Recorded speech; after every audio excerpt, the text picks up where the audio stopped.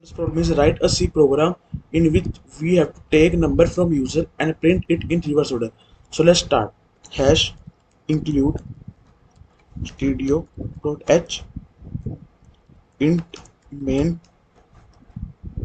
bracket open int s comma n printf enter the number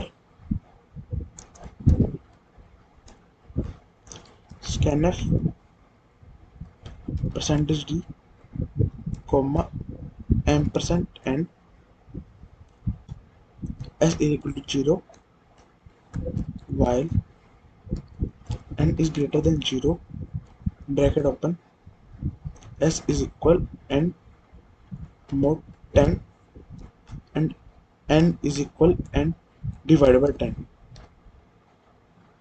Now printf percentage d comma s, and in last we have written return 0. So now let's run it.